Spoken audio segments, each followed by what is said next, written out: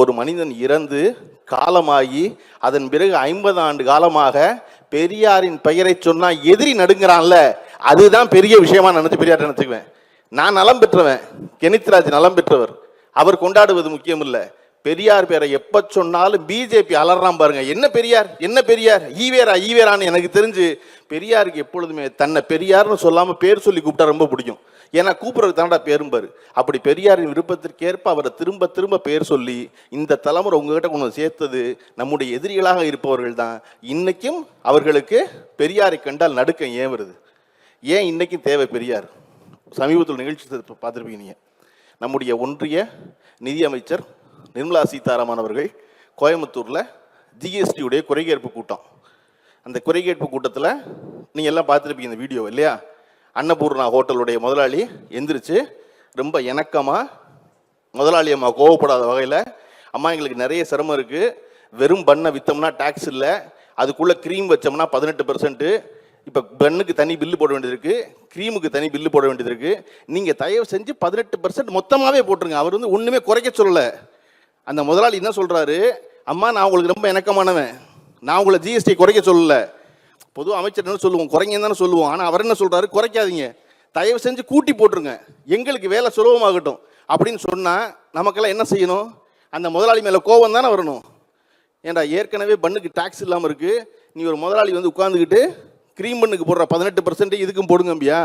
50 ரூபாய்க்கு பண்ணு வாங்கினா 59 ரூபா கட்டணும், 18% 50 ரூபாய்க்கு 9 ரூபா, அப்படின்னு தானே ஒரு கோபம் வரணும். ஆனால் கோபம் வராமல் நம்ம எல்லாரும் அன்னபூர்ணா முதலாளியை ஆதரித்தோம். நம்முடைய முதல்வர் திரு மு.க. ஸ்டாலின் அவர்கள் நேற்று பேசும்போது கூட மாண்பு முதல்வர் சொன்னாங்க, அவரை பற்றி சொன்னாங்க, ஏன் நம்ம எல்லாரும் ஒரு வரி கூட்ட சொல்கிற ஒரு ஆளை ஆதரித்தோம்? வரியை கூட்ட சொன்னால் கோபமில் வரணும். ஒரு முதலாளி வரி போடுங்கிறார் போய் நிதியமைச்சர்கிட்ட, ஆனால் அவரை நம்ம ஆதரிச்சோம் அவ்வளோ பேரும். காரணம், மறுநாள் அந்த நிதியமைச்சரிடம் போய் அந்த முதலாளி என்னை மன்னிச்சிங்க நின்ன பொழுது, ஐயையே சுயமரியாதையை விட்டுவிட்டு ஒரு தம்பி நின்றுட்டானே, இந்த மண்ணில் ரொம்ப முக்கியம் சுயமரியாதை தான், எங்களுக்கு பெரியாருங்க கிளம்பி அதை தான் சொல்லி கொடுத்தான், காசு வரி நாங்கள் கட்டிக்கிறோம், ஆனால் சுயமரியாதையை விட்டு ஒரு தொழில் செய்யக்கூடாது அப்படின்னு யாரை எதிர்க்க வேண்டுமோ அந்த முதலாளியை தமிழ்நாடே ஆதரிச்சிருச்சு. ஏன்னா ஒரு அதிகார வர்க்கத்திற்கு முன்னாடி போய் கைகட்டி நிற்பதை தமிழ்நாடு எப்பொழுதும் விரும்புவதே இல்லை, செய்யவே கூடாதுன்னு நினைக்கிறாங்க இல்லையா? நம்ம ஒரு மூடநம்பிக்கை பேச்சாளர் ஒரு பள்ளிக்கூடத்துக்குள்ள வந்து பேசும் பொழுது அவரை எதிர்த்து ஒருத்தர் குரல் கொடுக்குறாரு. ஒரு பள்ளிக்கூட ஆசிரியர், கண் பார்வையற்றவர், அவர் ஒரு மாற்றுத்திறனாளி. அவர் ஏன் கொடுக்குறாரு, எதிர்த்து குரல் கொடுக்குறாரு அப்படின்னா, அந்த மாற்றுத்திறனாளி என்பவர் மாற்றுத்திறனாளிக்கான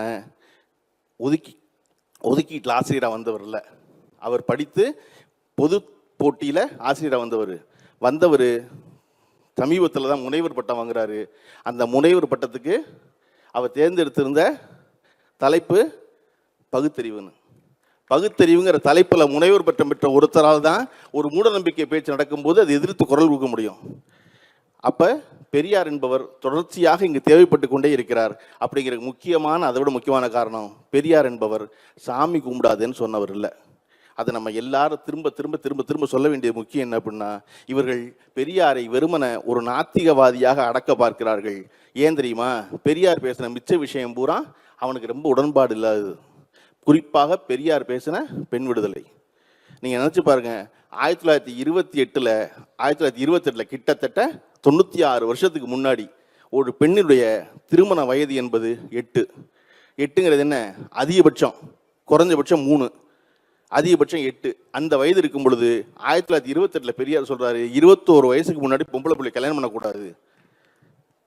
எப்போ 8 வயசு கல்யாணம் பண்ணி ஒருத்தர் வந்து பெண் பிள்ளைகளுக்கு கல்யாணம் பண்ணாதீங்க, 21 வயசுக்கு முன்னாடி பண்ணாதீங்கன்னு சொல்றதுக்கு எவ்வளவு பெரிய தேர்ந்த சிந்தனை வேணும். இந்த பெண்களின் நலன் பேசியதன் காரணமாக விளைவாகத்தான் நீங்க பார்த்தீங்கன்னா 2006 புதுக்கோட்டையிலேருந்து சாந்தின்னு ஒரு பொண்ணு தடகள போட்டியில் போய் வென்று தோஹாவில் சில்வர் வாங்கினாங்க. சில்வர் அறிவிச்சாச்சு. சில்வர் வச்சு வெளியே வந்தால் ஜெண்டர் டெஸ்ட்டில் வந்து சாந்தியினுடைய பெண் தன்மையில் சந்தேகம் வருதுன்னு கேள்வி வருவதற்குள் தமிழகத்தின் முதல்வராக இருந்த கலைஞர் அவர்கள் 15 லட்சம் ரூபாய் பரிசு பணம் அறிவிச்சிட்டாரு. ஆனால் சாந்திக்கு கொடுத்த விருதை திரும்ப பெற்றுட்டாங்க இந்திய அரசு. இல்லை அவருடைய ஜெண்டர் டெஸ்ட்டில் அவங்க ஃபெயிலியர் ஆகிட்டாங்கன்னு சாந்தி கண்ணீரோடு வந்து சேர்ந்தாங்க. எப்படி தான் இப்போ வினேஷ் போகத் வந்து நின்ன மாதிரி தமிழ்நாட்டுக்கு வந்து நின்னாங்க சாந்தி. வந்து நின்னா அதிகாரிகள் அத்தனை பேரும் அந்த 15 லட்சம் ரூபாய் கொடுக்கக்கூடாதுன்னாங்க. ஏன்னா விருது வாங்கினா தானே 15 லட்சம் ரூபா, விருது தான் திரும்ப கொடுத்தாச்சே, வெள்ளி பதக்கம் தான் திரும்பி வாங்கிட்டாங்களே, அப்போ எப்படி கொடுக்குறது அப்படின்னு சொன்ன பொழுது கலைஞர் சொன்னாரு, சாந்தி ஆணா பெண்ணா என்பது முக்கியம் இல்லை, ஓடுனது அந்த கால் தான், அதனால அதுக்கு 15 லட்சம் ரூபா கொடுன்னு சொல்லி வாங்கி கொடுத்தாரு இல்லையா. கலைஞர் அந்த பாடத்தை படித்தது பெரியார்கிட்ட. ஒரு பெண் தன் வீட்டிலிருந்து கிளம்பி புதுக்கோட்டையிலிருந்து தோஹா வரை வந்திருக்கா. தோஹா வரை வந்தவ கடைசி நேரத்தில் சின்ன பிசிறின் காரணமாக தன்னுடைய பதக்கத்தை இழக்கிறா. ஆனா பதக்கத்தை இழந்ததற்காக நம்ம அவளை கைவிட்டா புதுக்கோட்டை சாந்தியை போல விழுப்புரத்திலிருந்து மாயவரத்திலிருந்து இன்னொரு பொண்ணு வரவே முடியாது.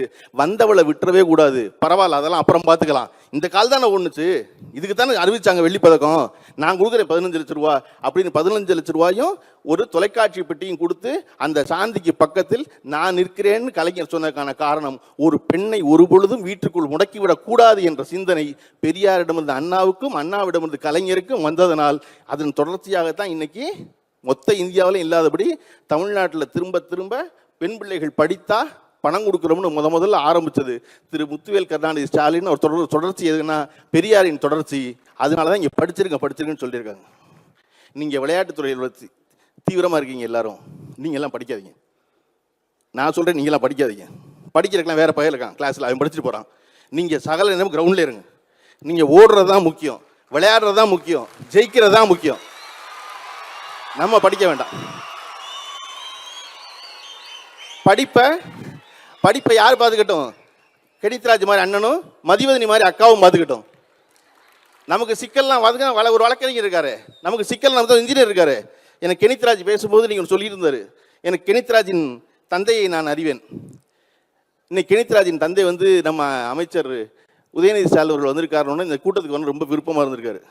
கெனித்ராஜ் என்ன யோசிச்சிருக்காரு, ஒரு அரசு விழா எவ்வளவு கட்டுப்பாடு இருக்குன்னு தெரியலப்பா, உங்களுக்கு நாற்காலி இடமெல்லாம் இருக்குமான்னு தெரியல அப்படின்னு சொல்லி தயக்கத்தில் அப்பா விட்டு வந்துட்டாரு.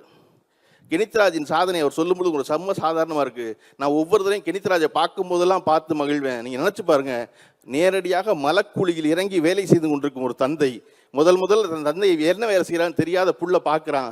பார்த்தா அந்த அப்பா வந்து மலக்குழியில் இறங்கி வேலை செஞ்சுக்கிட்டு இருக்காரு.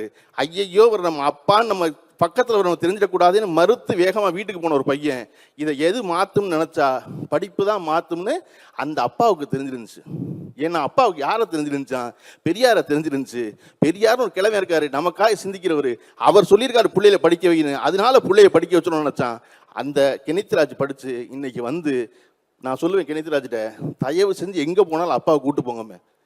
அந்த அப்பாவுக்கு அதை விட பெரிய மகிழ்ச்சி என்ன இருந்த முடியும்? கெனித்ராஜ் கோட்டு போட்டு மேடையில் உட்காந்து பார்க்குறத விட இல்லையா?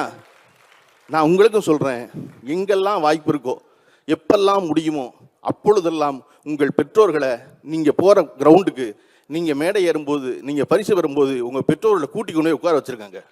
ஏன்னா உங்கள் பெற்றோருக்கு அதை விட பெரிய மகிழ்ச்சி தரவே முடியாது. பாதகம் செய்பவரை கண்டால் நாம் பயங்கொள்ளலாகாது பாப்பா, மோதி மிதித்து விடு பாப்பா, அவர் முகத்தில் உமிழ்ந்து விடு பாப்பா. அண்மை செய்திகளை உடனுக்குடன் தெரிந்து கொள்ள இணைந்திருங்கள் இயம்நாடு தொலைக்காட்சியுடன்.